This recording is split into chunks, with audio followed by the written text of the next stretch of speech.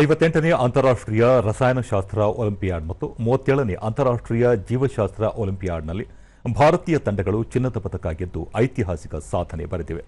ಉಜ್ಬೇಕಿಸ್ತಾನದ ತಾಷ್ಕೆಂಟ್ನಲ್ಲಿ ನಡೆದ ರಸಾಯನಶಾಸ್ತ್ರ ಒಲಿಂಪಿಯಾಡ್ನಲ್ಲಿ ದೇವದತ್ತ ಪ್ರಿಯದರ್ಶಿ, ಹರ್ಷಿತ್ ಸಿಂಘಾಲ್, ಕಬೀರ್ ಚಿಲ್ಲರ್ ಮತ್ತು ಸಂದೀಪ್ ಕುಚಿ ಅವರನ್ನು ಒಳಗೊಂಡ ಭಾರತೀಯ ತಂಡ ಚಿನ್ನದ ಪದಕ ಜಯ ಗಳಿಸಿದ್ದು, ಇದು ಈ ವೇದಿಕೆಯಲ್ಲಿನ ಭಾರತದ ಅತ್ಯುತ್ತಮ ಸಾಧನೆಯಾಗಿದೆ.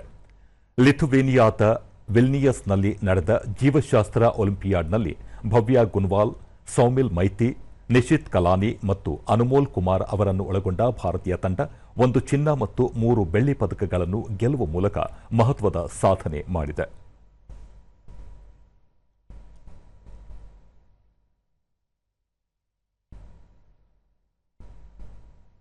ಭಾರತೀಯ ತಂಡದ ಸಾಧನೆಗೆ ಪ್ರಧಾನಿ ನರೇಂದ್ರ ಮೋದಿ ಅಭಿನಂದನೆ ಸಲ್ಲಿಸಿದ್ದಾರೆ. ರಸಾಯನಶಾಸ್ತ್ರ ಒಲಿಂಪಿಯಾಡ್ನಲ್ಲಿ ದೇಶದ ಯುವ ಜನರ ಈ ಸಾಧನೆ ವಿಜ್ಞಾನದೆಡೆಗಿನ ಅವರ ಉತ್ಸಾಹ, ಬದ್ಧತೆ ಹಾಗೂ ಪ್ರತಿಭೆಯ ಸಂಕೇತವಾಗಿದ್ದು, ಇಡೀ ದೇಶಕ್ಕೆ ಹೆಮ್ಮೆ ಮೂಡಿಸಿದೆ. ಜೊತೆಗೆ ಅಸಂಖ್ಯಾತ ಯುವ ಜನರು ರಸಾಯನಶಾಸ್ತ್ರ ವಲಯದಲ್ಲಿ ಹೆಚ್ಚಿನ ಅಧ್ಯಯನ ಮಾಡಲು ಸ್ಫೂರ್ತಿದಾಯಕವಾಗಿದೆ ಎಂದು ತಿಳಿಸಿದ್ದಾರೆ.